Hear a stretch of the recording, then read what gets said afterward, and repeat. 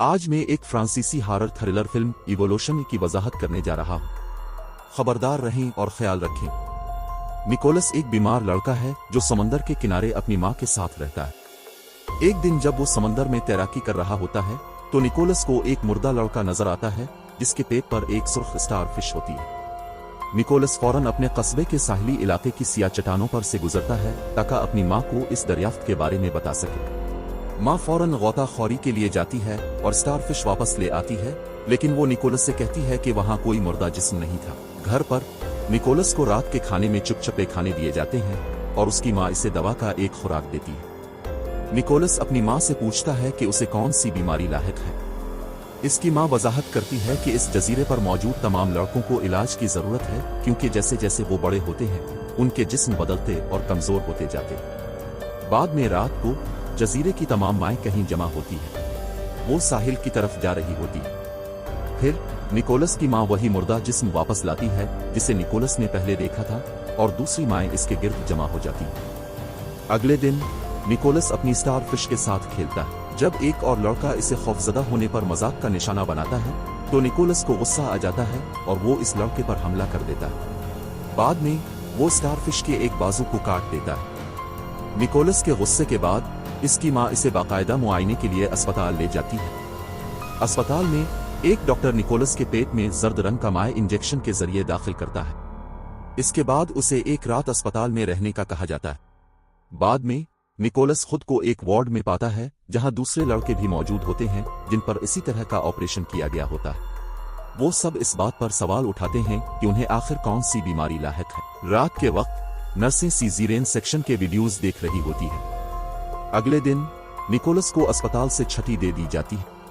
अब वो अपनी मां और नर्सों पर शक करने लगता है कि वो इससे झूठ बोल रही है। वो अपने दोस्त विक्टर के घर जाता है और दोनों रात के वक्त चुपके से बाहर निकलकर देखने की कोशिश करते हैं कि मां क्या कर रही है। ताहम रास्ते में विक्टर खौफजदा हो जाता है और वापस घर भाग जाता है। निकोलस सच जानने के लिए अपनी राह पर आगे बढ़ता है। जब वो पहुंचता है तो वो जो देखता है इस पर हैरान रह जाता है।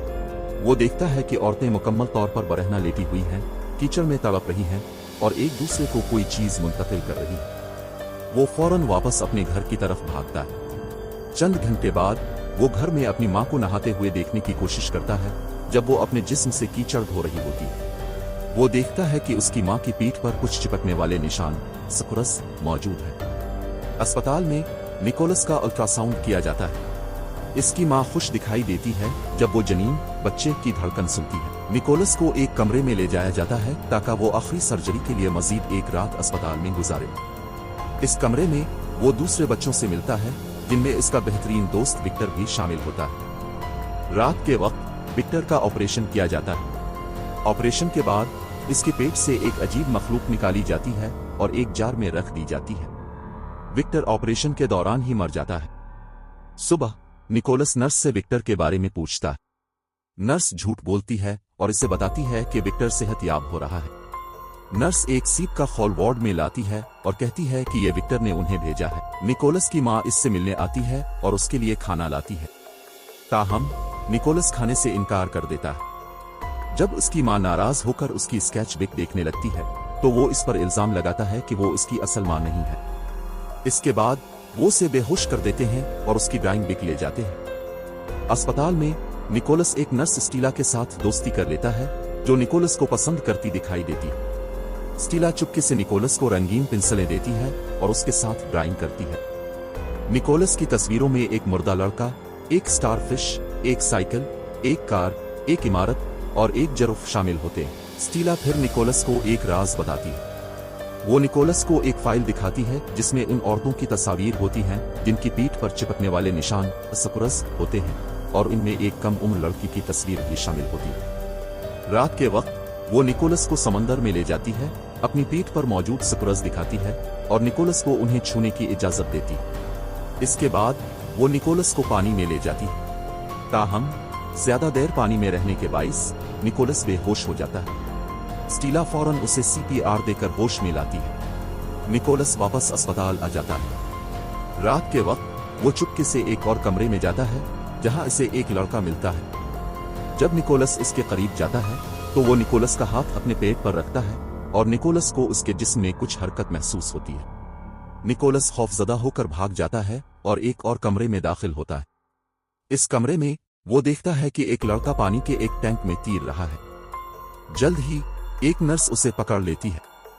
इसके बाद इसे आखिरी सर्जरी के लिए ले जाया जाता है। सर्जरी के बाद निकोलस होश में आता है और खुद को एक पानी के टैंक में पाता है। वो कैद में होता है और देखता है कि उसके साथ टैंक में 2 बच्चे मौजूद हैं। वो ये देखकर हैरान रह जाता है और बेहोश हो जाता है। निकोलस जागता है और खुद को दोबारा समंदर के किनारे सकीला के साथ पाता है।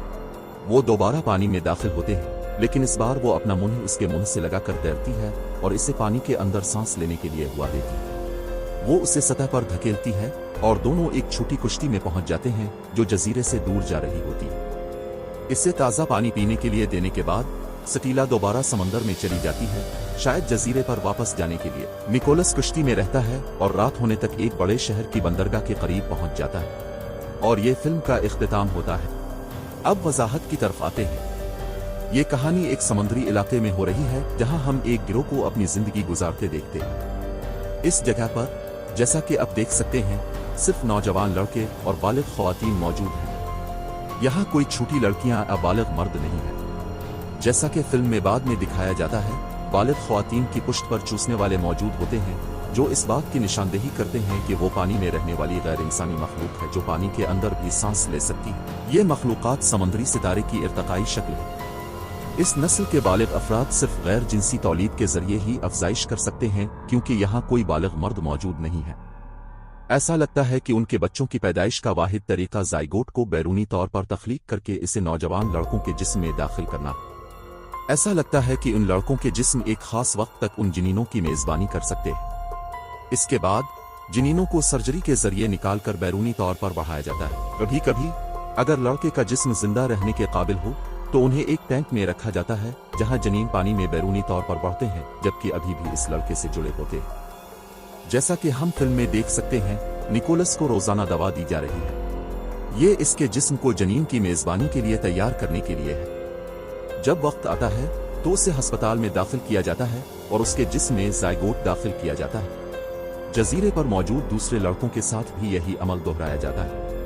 हम अंदाजा लगा सकते हैं कि उन तमाम लड़कों को मुसलसल शहरों से अगवा करके इस समुद्री इलाके में लाया जाता है। फिल्म में हम देखते हैं कि निकोलस न सिर्फ एक मुर्दा लड़के और समुद्री सितारों की तस्वीर बनाता है, बल्कि एक साइकिल, एक कार, एक इमारत और एक ज़राफ़ा भी खींचता है। निकोलस ये सब याददाश्त से खींच रहा है क्योंकि ये चीजें इस गांव में मौजूद नहीं है। ये जाहिर करता है कि उसे बचपन में अगवा किया गया था और यहाँ लाया गया था। ताहम लड़के बड़े होकर ये बहुत कम याद रखते हैं कि वो कहाँ से आए थे। फिल्म के आगाज में निकोलस एक मुर्दा जिस्म देखता है। हम फर्ज कर सकते हैं कि वो भागने की कोशिश के दौरान मर गया था और उन औरतों ने इसे राज रखने का फैसला किया। फिल्म में हम इन औरतों को एक साथ लेटे हुए, कीचड़ में तड़पते हुए और एक चीज को एक दूसरे को देते हुए भी देखते हैं। ये उनका एक किस्म का पैदाइशी तौलीदी रस्म है। अपने दरमियान एक नौज़ायदा बच्चे की मौजूदगी उन औरतों को एक माँ जैसी जुनूनियत में मुब्तला कर देती है और वो जाइगोट पैदा करती हैं, जो फिर लड़कों में दाखिल किए जाते हैं ताकि उन्हें हामिला किया जा सके। एक और मंजर में हमें एक झलक दिखाई जाती है जहां ये मखलूकात सीज़ेरियन ऑपरेशन की एक वीडियो देख रही है। ये वो तरीका है जिससे वो ये सीख रही हैं कि पेट को कैसे काटा जाए बगैर जनीन को नुकसान पहुंचाए। ऐसा लगता है कि ज्यादातर वक्त ये मखलूकात सीज़ेरियन काटने में गलती करती हैं और मेजबान लड़के को मार देती हैं। हम देख सकते हैं कि विक्टर के साथ यही हुआ, जो ऑपरेशन के बाद मर गया।